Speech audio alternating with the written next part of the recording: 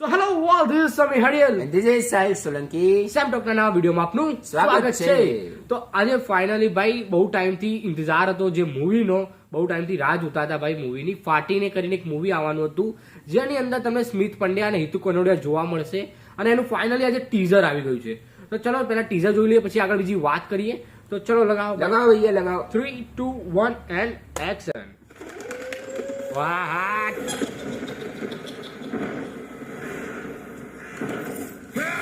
I am scared. बहुत डर लगे थे. I saw a very bad dream. તમે મને લેવા આવતા હતા અને સડનલી એક ડેવિલ આવ્યો અને તમને ઉપાડીને લઈ ગયો.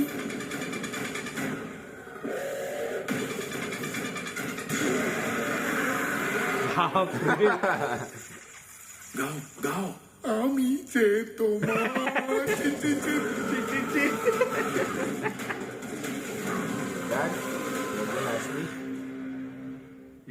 જાન્યુઆરી ભાઈ ભાઈ ભાઈ ભાઈ શું વાત છે ભાઈ? ભૈયા જોરદાર કોન્સેપ્ટ યાર. જોઈને તો ખરેખર કહીએ આપણે કે ફાટી ને ભાઈ, ફાટી ભાઈ ખરેખર ફાટી ભાઈ. જોરદાર લાયા મતલબ તમે તો યાર. મતલબ શું કહેવાય, અત્યારે જે જોનર ચાલી રહ્યું છે સૌથી વધારે હોરર કોમેડી વાળા, મોસ્ટ ઓફ અત્યારે ચાલે સ્ત્રી 2 કેટલું વાયરલ ગયું, મતલબ કેટલું હિટ ગયું, હવે 600 કરોડમાં જવા વાળું મૂવી બન્યું.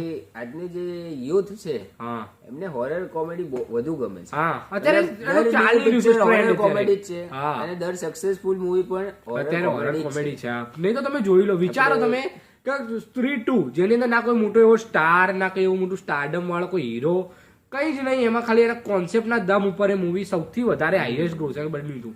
600 કરોડની અંદર જવા વાળું મૂવી બન્યું હતું એ ઇન્ડિયન સિનેમા. એ હોરર કોમેડી હતું. પછી ગુજરાતીમાં જો આપણે વાત કરીએ તો જમખોડી હતું, એ પણ સારું એવું એને મેં કમાણી કરીને એ પણ ચાલ્યું. મતલબ ઘણા હોરર કોમેડી આયા આ વર્ષે અને પણ એમાં જમખોડી સૌથી બેસ્ટ હતું.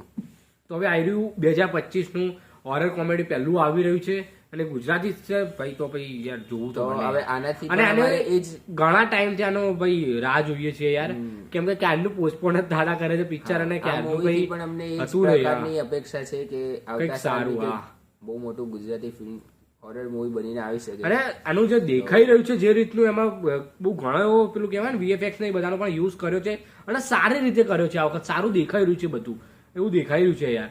નહીં તો નોર્મલી કોઈ પણ મૂવી હોય ને, અને એમાં મોસ્ટ ઓફ જો ગુજરાતી મૂવીની વાત કરીએ આપણે તો એમાં VFX નો એ લોકો જોડો કહેવાય ને બજેટ જ નથી હોતું.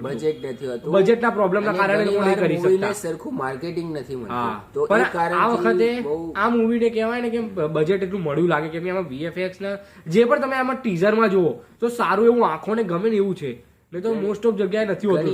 પ્રોબ્લેમ હોય છે જે મતલબ પ્રોડ્યુસર ને ફેસ કરવી પડે. જે હિસાબથી મૂવી બનાવે છે નાના બજેટમાં, નાના વાળા ઘણી વાર મોટામાં બનાવે છે, પણ એ હિસાબથી એમને માર્કેટિંગ નથી મળતું કે સરખી રીતે એમને એડવર્ટાઇઝમેન્ટ નથી મળતી. તો બહુ સરસ મૂવી બનાવવા છતાં એમનું મૂવી એટલું નહીં ચાલી શકતું. તો ગુજરાતીની આ એક પ્રોબ્લેમ છે ને, એ વસ્તુ ચાલતી છે, કેમ કે બજેટના ઇસ્યુ તો રહેવાના જ છે.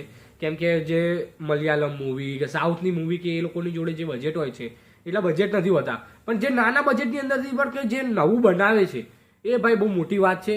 અને હવે એમાંથી જ એક આ મૂવી છે ફાટીને, તો ભાઈ ફાટી ભાઈ મજા આવી ગઈ. બાકી આ મૂવી હવે આવશે 31 જાન્યુઆરીએ આવતા વર્ષ. તો ભાઈ એની માટે ભાઈ એક્સાઇટમેન્ટ મારે બહુ જ વધારે વધી ગઈ આ ટીઝર જોઈને, મજા આવી ગઈ. બાકી જયારે એનું ટ્રેલર આવશે ત્યારે વધારે વાત કરશું. બાકી આ ટીઝર તો સારું એવું લાગ્યું છે. બાકી હવે આની ટ્રેલરમાં વાત કરીએ વધારે, અને મૂવી આવે ત્યારે રિવ્યુમાં વાત કરીશું. બાકી જો અમારો રિવ્યુ ગમ્યો હોય, રિએક્શન ગમ્યું હોય તો ભાઈ કોમેન્ટમાં જરૂર જણાવી દેજો. બાકી જો વિડીયો ગમતા હોય આવા તો ભાઈ સબસ્ક્રાઈબ કરજો, આવા અવનવા વિડીયો લાવતા રહીશું.